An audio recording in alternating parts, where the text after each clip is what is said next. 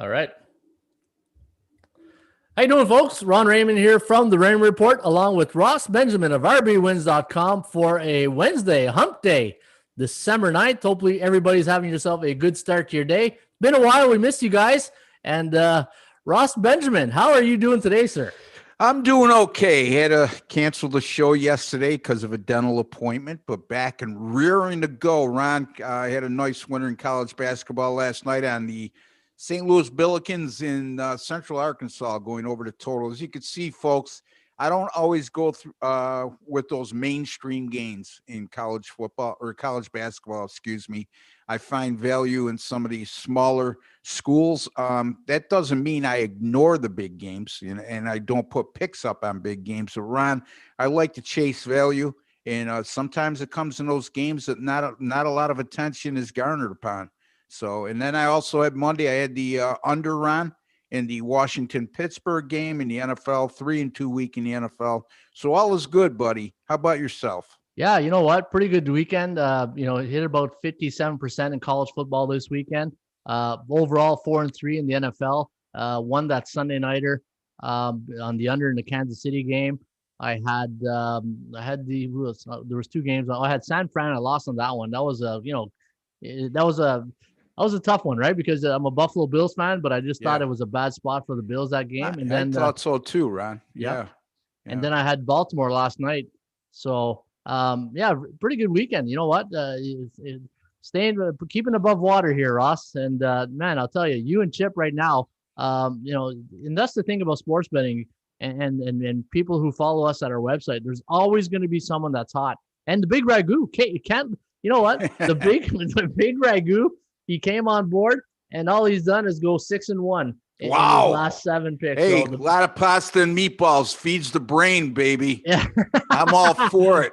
Yeah. Hey, how's he? I mean, you been doing fantasy with Big Ragu as well? Yeah, absolutely. So how's he doing there? Yeah, he's doing good, and that's what his forte is too, right? He's an all-round handicapper, and he's really good in the fantasy sports. And in the sports betting, and so he's having a good time doing this too. He's on the website, so he's looking forward to doing more shows.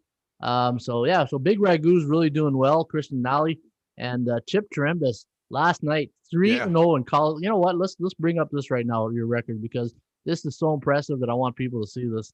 I'm not surprised because pros are pros, right? Yeah.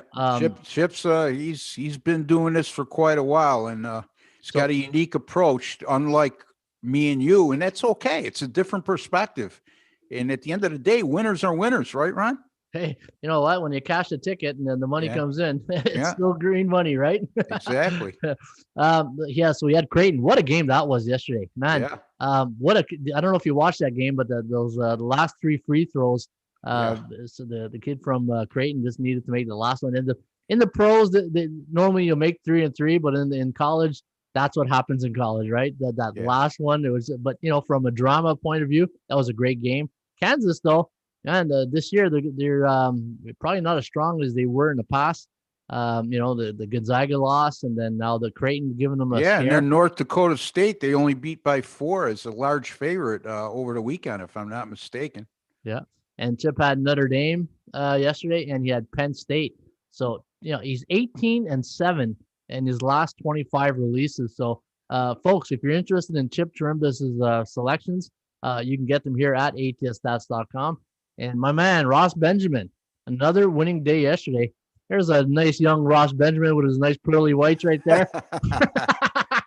I hear you, man. I hear you. So, hey, you had the over in the Central Arkansas and St. Louis game. Yep. You had the under the Washington-Pittsburgh, the Falcons. You had Cleveland Browns. Great call on the Browns there. And the Giants, man, the Giants. We'll get into that today. We're going to talk some NFL.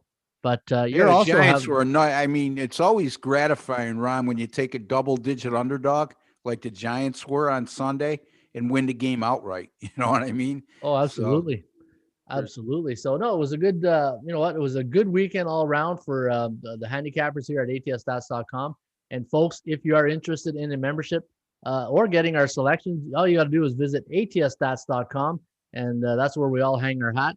and just give it a test drive. And if Handicapper makes you money, then go back to the well, right? Um, I'm just looking at our YouTube feed. What are you seeing right now on your I'm screen? seeing a bunch of boxes that Yeah, are, so am I. Let me stop this here, and let's do another screen share here. Let's bring out the hoodie. You see the hoodie right now? yes, I do. There we go. All right. So we got the hoodie here. Yeah. So Ross, again, great weekend from the handicappers, and hopefully people who are interested come visit our website right here at atsstats.com. And we also have the free rain report, which you can get just by clicking on this banner. And once you click on it, go to the this page right here, and there'll be a pull down menu, and you can get the free rain report, all the games going for NFL Week 14 or the college football games. This is the last big weekend before we start getting into the playoffs. Yeah. All right, I'm just going to stop that, and I'm going to And bring also, up. Ron, just a friendly reminder to all the viewers and listeners, we do put our free pick videos up. You do daily, but you can count on me. Pretty soon, I'm going to be doing some college basketball every day. But right now, for example, on Saturday, I had a college football free pick video up, and I had Iowa State minus 6.5, and they easily won over West Virginia 42-6. So check the free pick pages as well. Some good videos there. Yeah, and the thing is, try to make, if you can make a habit of it, visiting every day. Sometimes if you come, you might have one or two days and you had a bad experience. It's a marathon, not a sprint. Yeah. And if you just give us a shot, like Jim Rome used to say, right? Well, watch the show for a week or a month, and then you'll see exactly what we're all about. And this show, what we're all about, is about educating and bringing the facts to our users here on the Rain Report, along with the YouTube channel. And hopefully we can bring you guys some more winners. All right. Let's take a look at this right here. We got the now what I did, Ross, is there's a great website out there. I think it's called Football Perspective, and this guy puts out the pass run ratio, and it was a great it's a great website. And as a handicapper, we're always trying to crunch the numbers and trying to find an edge. And I wanted to go in and look at every team's pass run ratio, and I come up with some great interesting information that I want to share with you guys today. So on this column, like, I have all the teams, and then the numbers you see here is the pass ratio to run. So I do the calculation here, the average. So for instance, Baltimore in their first game, they passed for 48.3% of the times, and they ran for 52%, right? So I took all these games from Baltimore, and I didn't do week 13. I stopped at week 13 because the last night's game wasn't completed yet. So I didn't want to mix the numbers. I will put the week 13s and I'll update it. But in this column right here, it's all the averages of all the teams that run first, pass last. Run first, pass last. And in this column here is all the teams that run first and pass, or no, that doesn't sell. Pass first. Yes. Yeah, and then run pass last. first. Yep. So Baltimore runs just 48% of the time. And they run, pass. Excuse me, pass. Yeah, so they pass 48% of the time, and they run 42%. And you're looking for balance, right? Yeah. And the one thing that I noticed, so here at the bottom, any team that passes for 60% or higher have a winning record of 40 and 115 losses for 25%. Think about that for a second. Yeah. Teams that pass for 60% or higher during a game only win 25% of their games. Yeah, and if you take Seattle and Kansas City out of the equation, you really got a scoop. Think about that. I mean, Seattle's, I believe, what are they now, 8-4, and Kansas City's 11-1. So that's what is that, Ron? 19-5. So take 19 and those two teams out of the equation, and you can see. Look at the teams you're referring to, Ron. I mean, all you have to do is look at those teams that are Chicago Bears, Philadelphia Eagles, Chicago 5-7, Philadelphia 3-8 and 3-8-1. Cincinnati is 2-9-1 or 2-10-1. One of those. Jacksonville is 1-12. Detroit is 5-7, Dallas 3-9, Houston 4-8, and then there you Seattle. go. I mean, yeah, I mean Seattle. I said Seattle and Kansas City eliminate. Is Washington's in the 60 percentile? Huh? That surprises me a bit. Yep. But Let's look at this for a sec. So there's a couple of teams when I look at this. Oh, and just before I get to look at that, teams that run the ball. So teams that pass 49% or lower during the game, so meaning they're almost 50% or lower of running the ball, they win 83.3% of their games, 65-13. So good running teams will win the games. And Ross, when I went to go to coaches clinic, and I hear this all the time, and it clicked on me when that saying, it made a lot of sense to me. And the saying is this: you pass to score, you run to win. Yep. And I just kept remembering, doing this, and I kept thinking of all these coaches clinic, and you pass to score, you run to win. And it's so true. And you know what? I'm thinking, okay, you find running teams, they'll win the games. You find passing teams, maybe you think the total and the over, right? Yeah, yeah. So that's another way of thinking of the over. I'd love to find out the stat, and he may have it at that site, Ron, how teams do when they pass for 400 yards or better. And you might think, wow, how could they? Well, most times than not, I'd say it's around 50% wins, losses if you go over 400 yards passing, because for you to have to do that, you're not balanced, number one. Number two, you're playing catch-up football. And think about, the balance. It's not when you say run to win. What was the saying you just said, Ron? So you throw to score, and you run to win. So you throw to score, you get out to a lead, and you run to win. I mean, that's not to imply that you should be run heavy either, but the balance is the key there, because you want to have the ability to run the ball late in the game with a lead and bleed the clock, right, Ron? Oh, absolutely. I mean, and then you could be Baltimore, which I'm still not sold on. I'm sorry, Ron, but again, they threw for 109 yards last night, and they won the game because Dallas is just pathetic against the run.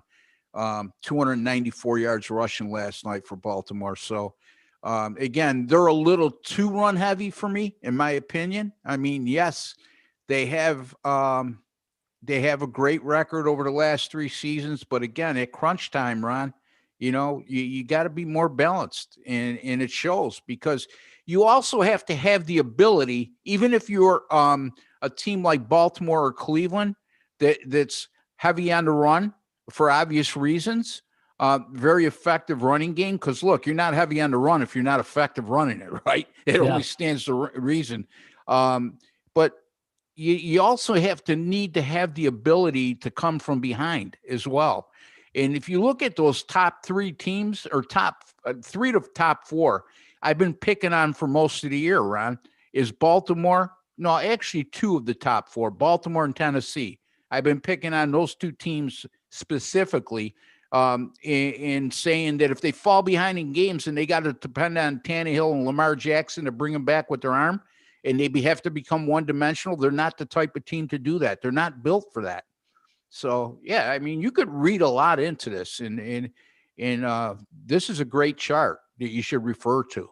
Yeah, and the thing that you look at the top, say, 10 teams, Baltimore, let's see if they're playoff teams. Baltimore, playoff team. Cleveland, playoff team. New England, on the outside.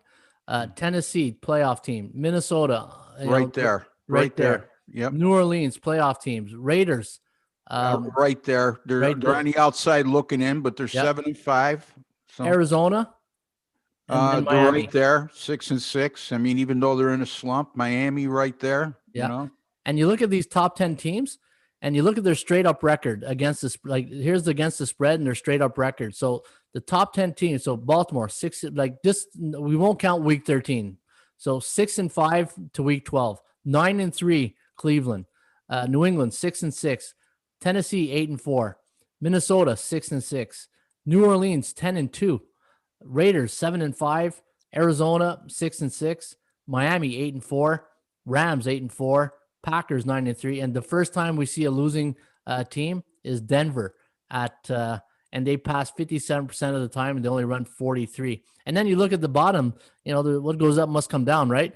Here's a surprising thing. Tampa Bay And again, Buccaneers. these are against the spread, though, Ron. No, this is straight up, and this is against the spread. Because no, I'm talking about the green boxes are wins against the spread.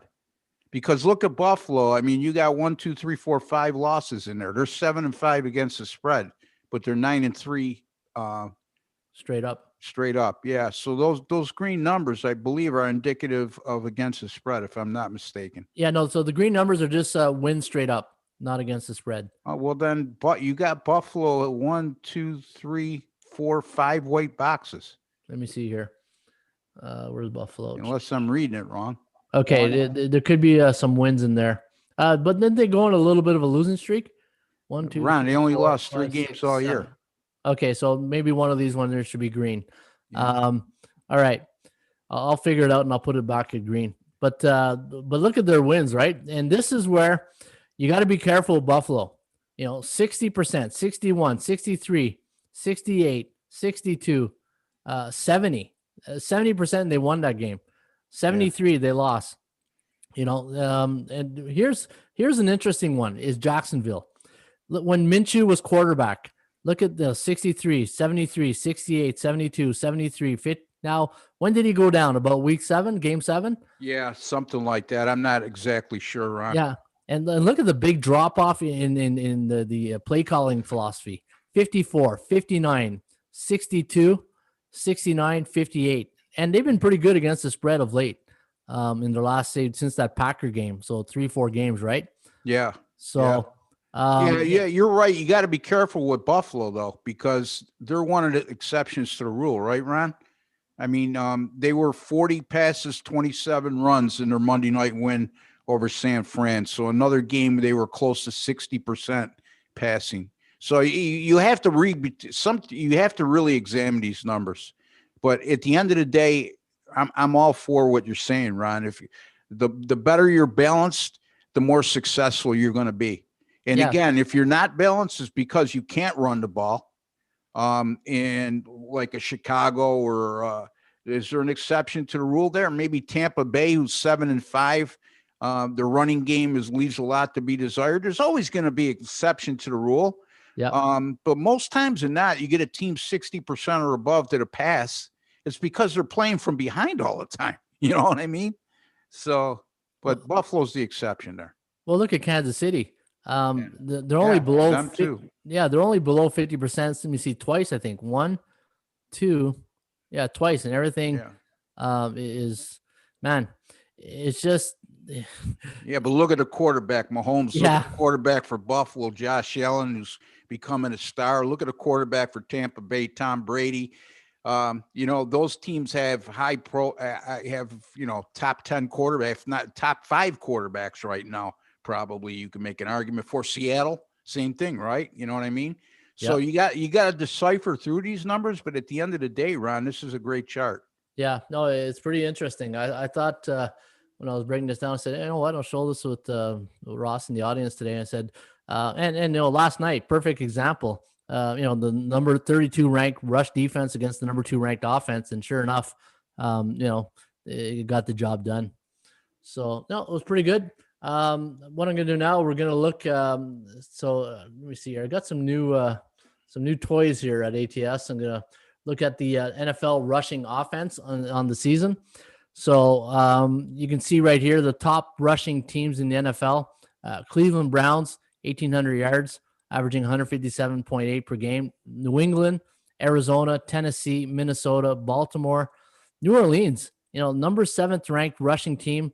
Obviously with Taysom Hill out, but even with Drew Brees in, Peyton's very balanced on offense. Yeah, averaging, he is. The Packers, more so than in past years, right, Ron? And the other part of the equation for New Orleans is their defense is better than it's been in a decade. And when you trust your defense, you become a little more balanced offensively, correct me? I mean, I'm speaking what a coach's hat on. I would refer to you on that. Yeah. You want balance. That's absolutely you want balance, because look at Tampa Bay right now without a running game. Look at that New Orleans game. They threw 81 point some percent in that game, and without a running game, and you got to take some. I always say the quarterback's best friend's a good running game.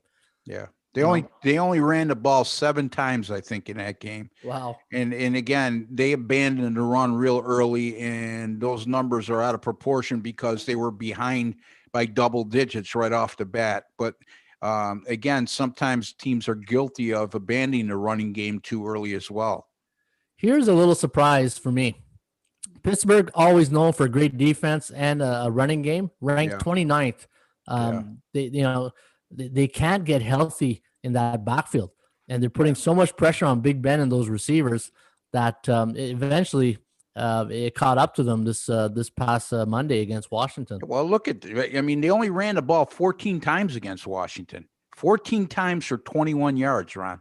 Yep. That's, I mean, and it's been a constant theme, more so of late than early on in the year, if I'm not mistaken. But, at some point, I mean, it's one thing being pass happy, but if you're averaging over 4 yards a carry, then you're okay. I'm not so sure what are they averaging per rush, Ron? Sorry, I'll go back to it there. Yeah. To Pittsburgh? Yes. Yeah, so Pittsburgh is averaging, let me see here. How much per attempt, I should say. 3.7. Yeah, if you see they're under 4. It's one thing if you're pass happy, but you're averaging, 4.0 or better. That's not the case with Pittsburgh. Eventually, that's going to bite them in the behind. Yeah, it did on, like you said, it did on Monday. Yeah, it just, and if you look at their that pass run ratio that I brought out earlier, Pittsburgh Steelers, in their last one, and you can tell at the beginning of the year, they were very 53, 65, 50, 52, 40. But look at their last 3-4 games, 71, 63, 69, 71. So near the end of that streak, the run game was just fading away. Yes, and eventually bend don't break, but it broke on Monday. Yeah. And credit the Washington football team defense for showing up and playing really well. And they get away with that lack of balance too, because their offensive line is very good in pass protection. As you saw the other night, Washington, who has a fierce pass rush, and people don't realize that they're a top 5 team in terms of generating sacks defensively. Big Ben had plenty of time to throw in that game. They did a good job in coverage, but these are interesting because it should be part of your handicapping arsenal. Now, the chart that Ron showed before, as far as run pass ratio, and also the chart he's showing now, how teams, and then if you could flip that equation and look how teams do against the run, I would say that if you find a team that runs the ball well and stops the run, they're awfully successful. Yeah, I got that. We'll get that in a second. The bottom third of the league, look at 20 to 32. Let's go Indianapolis. And that's surprising because Indy in the past were normally a good running team. Yep. Jacksonville, Buffalo, again, man. But Zach Moss, the running back who gave it up on the one. Yeah. He had his eyes on the linebackers and he should have, but he didn't open up the old bread basket, as we say, right? Put the loaf in the bread basket. You teach that in Pop Warner football. Yeah, to the quarterbacks. Again, Ron, Buffalo, Pittsburgh, 2 very good quarterbacks, 2 offensive lines that are adept in pass protection, but not very good in are pushing teams off the ball and winning with physicality in the running game. You know what? Miami to me is like I can't figure this Miami Dolphins team out. Yeah, they rank 26 in rushing. Tua Tagovailoa, he's not there yet. He's just still developing. He threw for 290 in his previous game, but you're right. Prior to that, Ronnie showed me nothing. Yeah, it's like smoke and mirrors right now. The Miami, I'm just shocked how they're able to be like 9-3. Or they're 8-4. 8-4. 8-4. It's just surprising to me. To me, to be 8-4 is a gift for them right now, especially when you rank 26. But a great defense, they're getting away with it because of defense. But if you play great defense, you need a good running game, and that's what's going to hurt them eventually down the road here. They're very good. They're very disciplined, and Brian Flores has really developed a good culture there. So there's no star power there, Ron, and they're all playing together. I really like Brian Flores, but this week we're going to talk about this game later in the week. But Kansas City comes to town this week. We'll see. Yeah, and the strength of schedule is, it hasn't been that great for them. Like they've No, but they're been. winning the games they're supposed to win, though. You know Yep, what I mean, Ron? You can't fault absolutely. them for that. You can only play who they schedule. Yeah. Oh no, hey, I get that, but it's just Yeah, I get fool's they're fool's fool's gold, gold. right? Yeah, I agree. Yeah. All right, let's take a look at the passing offense in the National Football League. Obviously, Kansas City, Houston. A little surprised, number 2 in the league with their record this season. Let me see, Houston on the season was it 4-8. 4-8? Yeah, Yeah. so 4-8. Playing from behind a lot, Ron. We mentioned their tough schedule early on, so they definitely were playing from behind early on. Never had much of a running game. I don't think they've had a great running game since they lost Aaron Foster, but correct me if I'm wrong. But yeah, again, you're looking at a losing team playing from behind all the time. Check this out: fourth quarter comebacks. Ryan Tannehill, 4 of them on the season. That surprises me because I've been a proponent. He's not very good at that. Yeah, game-winning drives, 5. Buffalo should have an extra one there, but they don't. Yeah, I know. But taking a look at now, here's the. We'll start from the bottom here. Baltimore, Wait, the fourth worst. quarter. How many game-winning drives? He has 5 game-winning drives in the fourth quarter. They're Yeah, talking about. yeah. I got to look at that. That's hard for me to believe. I'm not doubting it, but that sort of surprises me. Anyway, go ahead, Ron. Okay. Let me see here. New England. Baltimore, the worst passing team in the league. Only averaging 169.3 yards per Look at the game. Where's the game-winning drives? Yeah. I guess I've been prophetic with Lamar Jackson anyway. The Jets, obviously, Patriots. How do you go? No, stop right there. You got a team that's 7-5. How do you not have one game-winning drive or one fourth quarter comeback? Case in point. Who, the Baltimore Ravens? Baltimore Ravens. Lamar Jackson is the most overrated quarterback in football with that gimmick offense. Go ahead. Uh-oh. I see a famous Ross Benjamin rant coming. Well, I've ranted about this a couple times, Yeah. So Yeah, hey, bettors, all they care is they cash the ticket. They don't care what drive or what quarter. It's not like they're great against the spread this year either. No, that's true. Let me see. Prior to last night, they were 6-5 against the number. So still 50, one game 50, above. 50-50. The Giants, to me, there's a couple of teams like the Giants right now who are, the teams that you want to. They're getting hot at the right time. But unfortunately, I say unfortunately, but they're in the NFC East, so it's probably fortunate for them. What is this stat here you're looking at right now, Ron? Which one? What this chart we're looking at?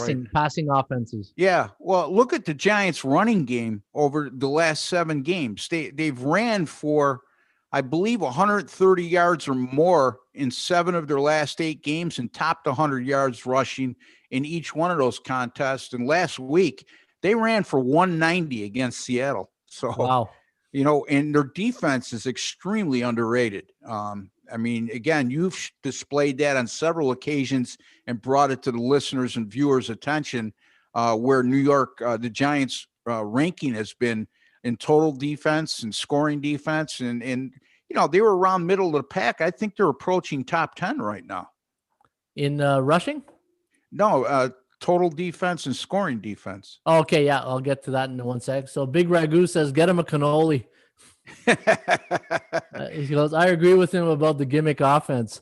Yeah. So I guess you guys aren't part of the Lamar Jackson fan club. No, those are brilliant Italian minds think alike. So the top passing teams: Kansas City, Houston, Buffalo, Chargers, Green Bay, Rams, Falcons, Seahawks, Cowboys. Cowboys a little surprised, but a lot of that, Ron, was early on when they were passing. When Dak Prescott was averaging over 400 yards a game passing when he went down with an injury. Yeah, that's true.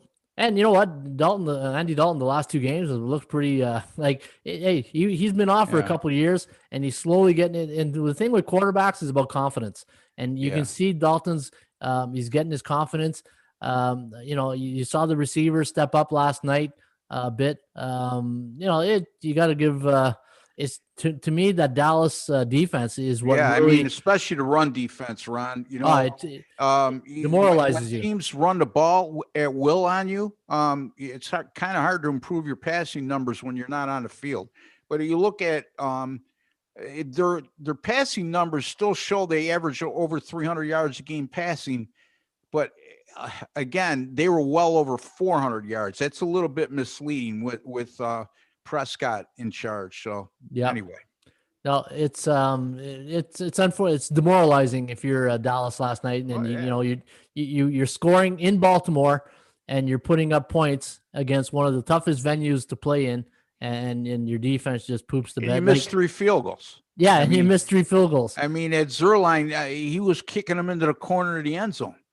I thought he was trying to do a coffin corner kick, the old coffin corner kicks on the punts. What, you're the place kicker. Yeah, and the object's to hit the ball in the middle, between the goalposts, not in the corner of the end zone. Anyway, one analyst I really love listening to is Troy Aikman, and he didn't mince words last night. No. And he said that defense, some of these guys got to start looking in the mirror about their effort level. And he's a former Cowboy. Yeah. So I really respect. I don't know if it's me, but he's always got that chuckle, like he's like laughing at people.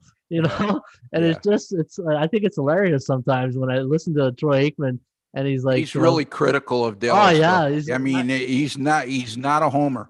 And I think, there's no bitterness there. It's just, you could tell there's a lot of disappointment with what he sees on the field compared to his days when he was there. Yeah.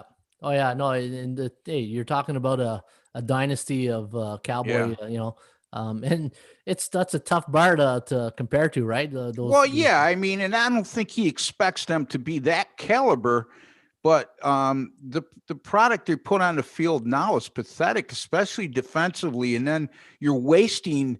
You got Ezekiel Elliott in the backfield, and you got 3 quality wide receivers, and you're wasting them. The offensive line has been decimated between injuries and retirement. Anyway, they're a mess. Anyway, I was just setting in here because I thought I was getting a 5-minute rant here. Now I gotta prop up my chair here and get back to work. Gotta control my emotions, buddy. Hey, I thought I had you on auto drive there for a few minutes. Sorry to disappoint you. Yeah, back to work. All right, back to work. All right, let's talk about that defense. The Rams, number one, that pass defense on the Rams. Jalen Ramsey, wow, just wow. He shuts down people. And just watching that game against Arizona. That was the game I watched carefully this weekend. Every week there's always one game like you put, and that's the game you want to focus on. Yeah. And just the banter between him and Hopkins was awesome. You can see there was respect, but not much respect of laughing in the first, say, 3.5 quarters. But you saw they cracked the smile there in the fourth quarter, and I love seeing that respect level that great players give each other at the end. A little tap or like that. To me, I see that it's like, yeah, right on. The Rams drive me crazy, though. I mean, what team's going to show up every week? The team that got beat by San Francisco twice, or what we saw last week? I mean, if they put it all together, they're as good as anybody in the NFC, Ron. You know what I mean? That front 4 led by Aaron Donald, and like you just said, a shutdown corner and Jalen Ramsey, and some tools on offense. Jared Goff is, since the Super Bowl year a couple years back, has been very inconsistent. And, he caught some heat from his coach the week before after the San Francisco loss, but boy, he performed well last week. Yeah, and you recall about a month ago, we said, let's take a look at some of the teams here that have really good defense that might be worth a look on a futures ticket. The Rams, man, I'm telling you, if they can just get consistent. The one thing with the Rams, though, they're a very screen-happy team. I notice when they're in third down or in their danger zone or they need that go-to, it's always that, when we used to call it Ottawa U, the jailbreak screen. It's either rocket or laser.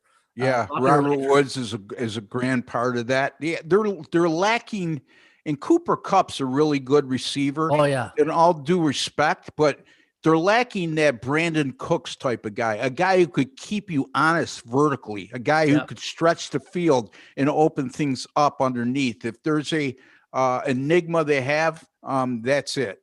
Is Yeah, they don't have that one guy who really can take the top off of defense, Ron. exactly. And because of that, they're, you know, we always said the screen is an extension of the run game. And because you know, they'll screen on first down, like, you Yeah. know, a big high percentage of offenses will run on first down to get, you know, a bit of a cushion, so they get second and short, right? Second Yeah. and doable.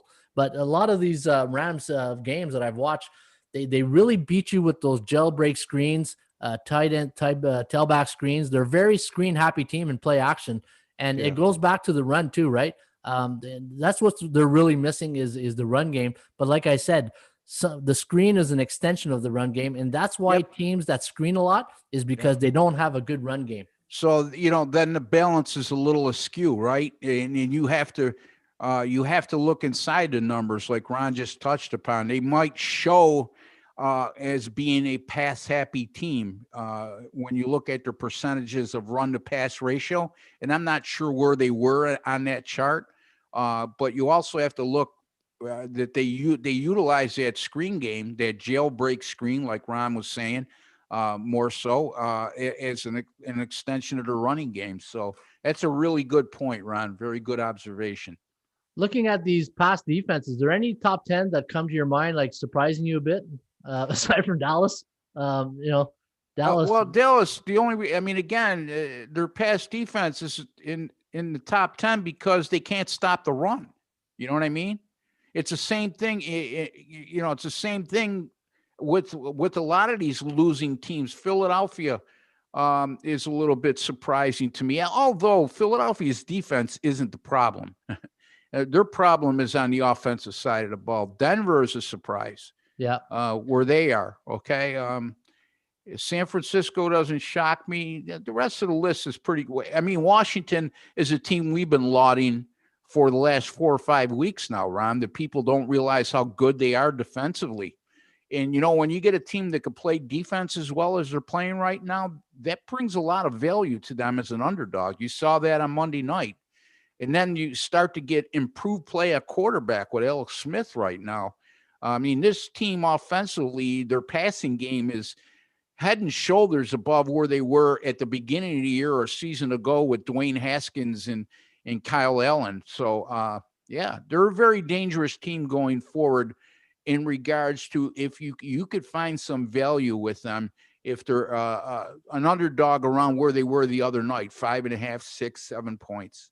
Yeah. And, you know, I think they're just going to be that team that um, maybe make a wild card spot. And then, you know, it's, you know, thanks for coming out, but it's getting to that wild card spot is what's going to be exciting about Washington, right? Yeah, the winner of the NFC East is going to be the only team that qualifies most likely. Okay, so it's a matter of who wins the division. And now the Giants, if you would have told Ron Raymond and me, we're going into week 14 and the two teams battling it out for the NFC East title is going to be the Giants and Washington, who are tied for first, a game and a half ahead of Philadelphia and 2 full games ahead of the Dallas Cowboys, we would have said you're crazy. Yeah. So. Hey, you know what? No, 2020, nothing is. Yeah, so that's why we're not psychiatrists. Yeah, yeah. No, yeah. I'm ready to buy swampland in Florida right now. That's the 2020 has been that type of year. No kidding, right? As soon as I find the recipe for ice cubes. All right. Looking at the Tampa Bay Buccaneers, ranked 22nd. Like, you know, the thing is with Tampa Bay, and I'll get to that chart in a few minutes. Great run defense, but the Tampa Bay Buccaneers ranked 22nd on pass defense. You know, number 24 there this weekend that played, or a couple of weeks that played against Tyreek Hill. Yeah. Man, he got lit up like a torch. Man, it was awful. Yeah. He just had a bad day at the office. It was almost like a retirement game, like those type of games, right? Yeah, yeah. I mean, Tampa Bay been top of the league in run defense the last 2 years. Now, I'm not going to take away from their accomplishments there, Ron, but I think if you look at their pass defense last year, they were one of the worst in that department. I want to say bottom 2, if I'm not mistaken. And with all things considered, 22 is not good for a team that's 7-5 right now. Well, but so, you know, part of the offensive philosophy, if I could just finish my thought, part of the offensive philosophy when you're playing a team like Tampa Bay that's can stop the run is, look, they can't stop the pass. It's the same thing, the same approach when you face Seattle. You want to make yourself pass happy, right? So anyway, go ahead, Ron. I didn't mean to cut you off. No, it's okay. And you're just making this point stronger. You got two teams in Tampa Bay and Seattle who probably have some of the top offensive weapons in the game. How come those players aren't making those players better in practice? You got probably the best scout team available at practice, and you're not really utilizing those guys. You know what I mean? Yeah, in theory, that all sounds good. A lot of it has to do with scheme, Yeah. And a lot of it has to do with the fact that, practices in the NFL these days aren't very physical, Ron. They're pretty much non-contact drills. True. And it's more towards training camp. And your offense isn't game planning for your defense either. They're more concentrating on what their game plan is for that particular week. So there's fact. I mean, in theory, you're right, Ron. It's common sense. But we're talking about a whole different thing right now in the NFL in the way they practice these days. It's not like when you had your teams in Canada in high school and college where you could hit during the week, Yeah. Well, they even don't out do here, that we in don't the do that no NFL, more. so. But here's another point. It doesn't have to be physical. It could be mental, the mental game. Like, I'll give you a great example. Watching, I don't know if it was NFL Network or anyway, it was Jalen Ramsey talking to a young receiver, and they were showing sound bites of practice. And Ramsey comes up to him. He goes, "You got to sell me that." He goes, "When you come up to the line, you got to like," and he goes like that, and you got to give me the head shake and the head fake. And when I saw it, I said, "There's a great leader showing a young rookie how to sell him on a vertical route." And I said, you can't buy that experience. When a guy like Jalen Ramsey's telling you how you can beat him, you got to take that and run with it. Yeah, and that doesn't exist all the time. No. Jalen Ramsey is pretty comfortable in his own skin, and nobody's going to take his job away. Some of these guys, it's a very competitive industry, and even during practice sessions, they don't want to get beat. So yeah, I mean, that's great. Unfortunately, that doesn't happen enough. Yeah. Like Berizzi says, it's a business, and you're not taking food off my table. Exactly right. Yeah. He's a smart guy, Berizzi. You know what? Jamie Berizzi is one of these. There's 2-3 coaches that I've learned a lot. He's number one. What's his last name? Berizzi. How do you spell that? So Barresi. So he's another Italian guy. Yeah, another Italian guy. Well, there you go. I mean, come on, Ron. There's a common denominator here. Yeah, you got 3/4 of your team you got the Ron's Mafia team here. I know. That's what you got to start calling your crew, Ron's Mafia, buddy. Yeah, the French Canadian guy's the head of the family. The Canadian Sopranos up here. Yeah, exactly. You know what? It's funny though, because every time we do a banquet, I always ask him to be a guest of honor for the players to come and talk to the players, and he always had the same jokes. And he goes, "You know why everybody is called Tony? Every Italian is called Tony." And everybody goes, "No, why?" He goes, "Well, when they came over from Italy and they, at the airport, it said TONY to New York." To New York. Tony. Yeah, Ellis Island, right? Exactly. Yeah. So he's always using that joke at banquets, and I'm all going, "Hey, waiting for the Ed McMahon to, TONY to New York, Tony." Yeah. I thought that was good. That's what we do here, Ross. We bring out everything, right? We're not just about handicapping. I mean, we try to. I never knew that. That's pretty. I gotta remember that one. Yeah. So now you know the rest of the story. It was a Paul, some guy from Chicago there. Yeah. Awesome. All right, let's talk about Tampa Bay, the number one rush defense. Even though they're ranked 22nd in pass defense, only the number one rush defense in the league, giving up 74.2 yards a game. And the Saints number 2, Rams number 3. That Rams defense, man, they can, if they ever figure out a vertical game, they can be going to a Super Bowl. Yeah, look at the Giants, buddy. Yeah, 4th. The big Ragu's probably smiling like a butcher's dog right now because he's a big Giants guy. We're going to talk about that game later in the week, the Giants in Arizona, not to get off track. But and the Giants, you know what? If they do some good drafting and pick up some key acquisitions in the offseason, They got a leader now. They got Joe Judge. Yeah. Guys are believing, and I think watch the Giants. We talked about this a couple of weeks ago. Near the end of the year, there's always the 2-3 teams that are just going to make that run, and the Giants, if because they're in the NFC East, they're going to make a run in that division. If they were in any other division, they'd be outside looking in. But the Giants could be a best friend. We know they are as an underdog on the road, right? Yeah, I mean, think about this too, Ron. A couple of their losses to Philadelphia by 1 on the road, to Dallas in overtime by 3. That's when Dak Prescott was there. He got hurt late in that game, but still. And then they lose to Tampa Bay on that Monday night game as a double-digit underdog. They only lose by 2. At Chicago, they lost by 4. This team could be somewhere around 8-6, 9, or what are they now? They're 5-7. They could be somewhere around 7-5 or 8-4. You know what I'm saying? With a little bit of luck.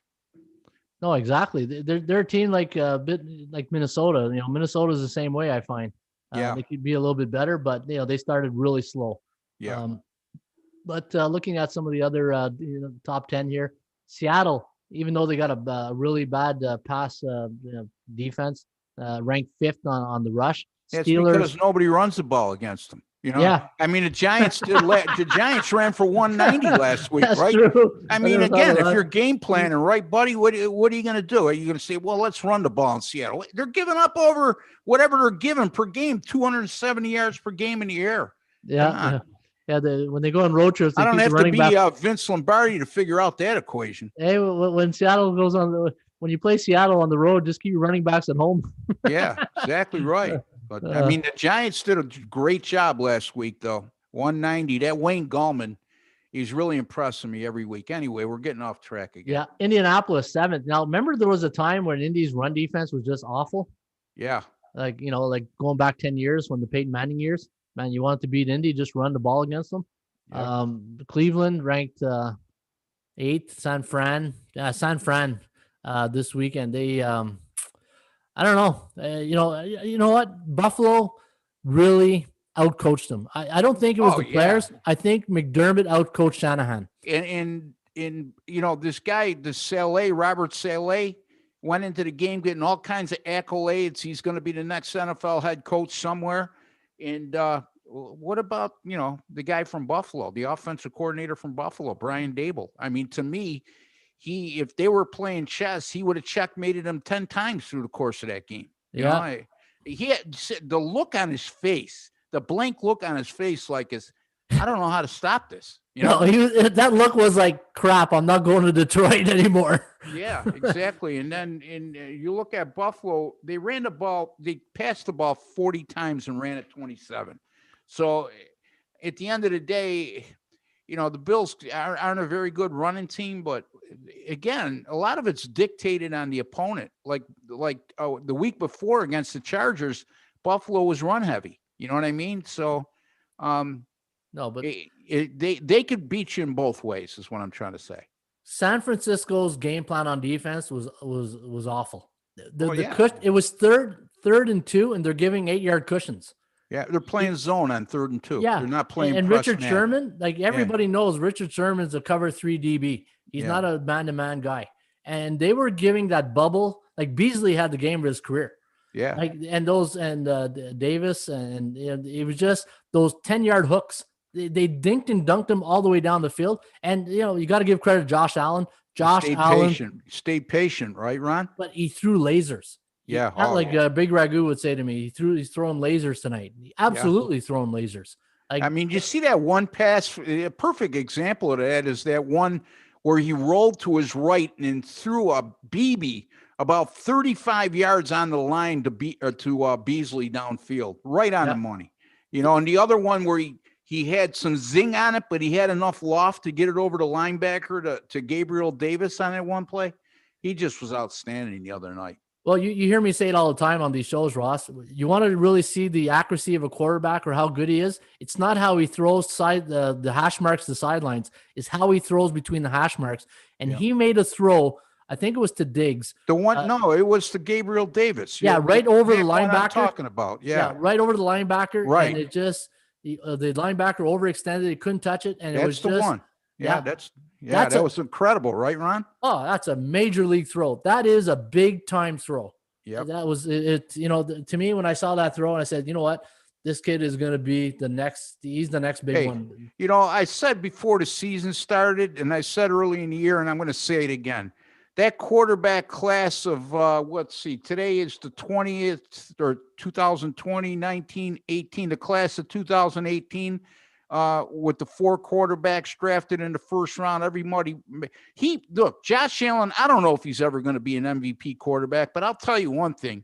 He's going to have a longer career and a more productive career than Lamar Jackson. I would take him head and shoulders above Mayfield and Lamar Jackson any day of the week.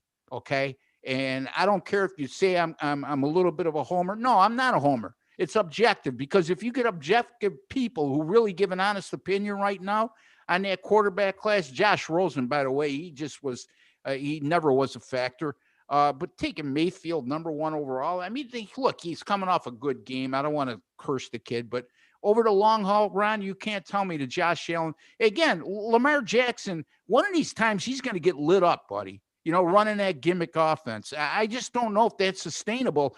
And I know one thing, if Josh Allen decides, well, I can't run as much as I could anymore, he's still got a laser of an arm, and he's shown an ability to read defenses and command an offense now. So, that all tunes up to, a long, productive career, in my opinion. Yeah. Oh, absolutely. And what all Josh Allen did was expose the 49ers secondary. He just gave a blueprint, like Bill Belichick gave a blueprint on how to keep that Kansas City offense off the field. And then you're starting to see teams now, that's what they're doing. You want to beat Kansas City? Just keep that offense on the sideline. And speaking of Kansas City, look at this, ranked 27 against the pass rush. So if they face a team like Tennessee or Cleveland in the playoffs, man, I'm taking the dog money on that all day. Okay, so what are we looking at? What chart are we looking at now? Pass rush defense. Pass rush defense. Okay, so Kansas City, you're able to run the ball. Yep. Yeah, they're giving up a lot. I think 150 yards a game on the ground, if I'm not mistaken. 132.4. 132. Still, that's quite a bit. Yeah. So the problem with Kansas City is when you play them, if you can't stop them and they get off to a lead, buddy, you got to abandon the running game. The key absolutely. there is stay in the game or get a lead and control the tempo of the game. Then it opens up everything for play action pass against them. You need long, time-consuming drives against Kansas City. You need 3 or 4 of them a game. I mean, easier said than done, right? If you want to beat Kansas City or stay in the game against them. Yeah, and you need to take time off the clock. Like, use your 40 seconds. You know what I mean? Like, the one thing I would never do against Kansas City is go no huddle. It's hard to use the whole 40 seconds when you're down 14 or 21 points, like teams are most of the time against them. So Ross, you know what? This is what I love about when we do our shows is, and when you think about it, handicapping is we say it all the time. Like I say it all the time. Play the percentages. Shop for value. But you really got to go. There's so many different factors in sports handicapping.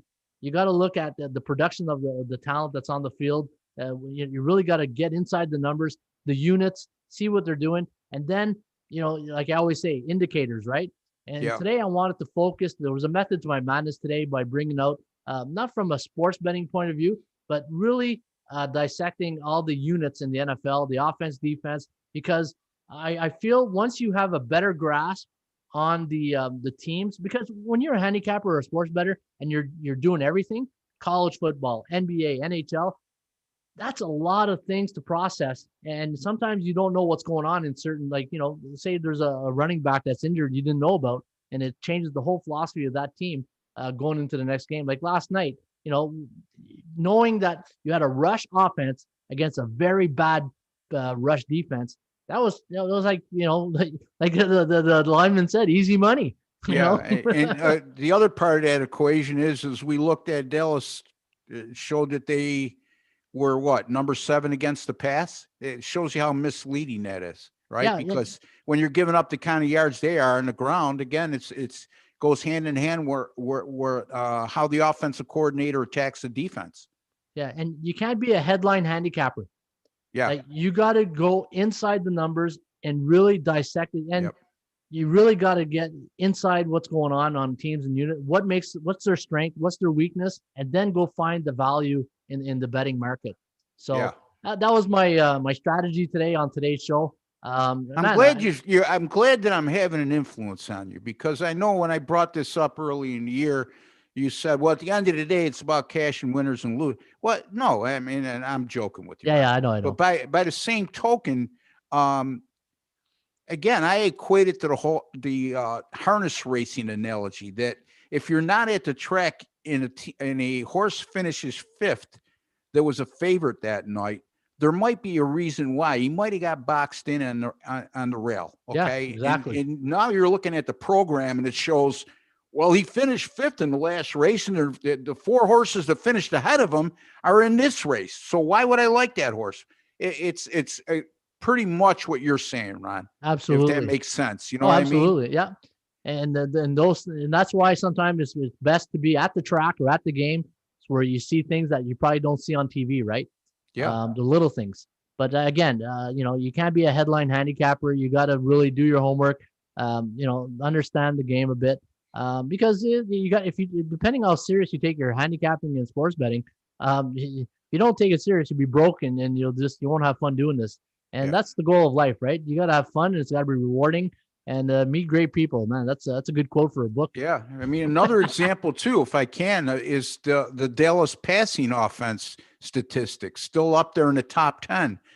Remember, look, since Dak Prescott went down against the Giants, look at their passing statistics since then, and look at what they were beforehand.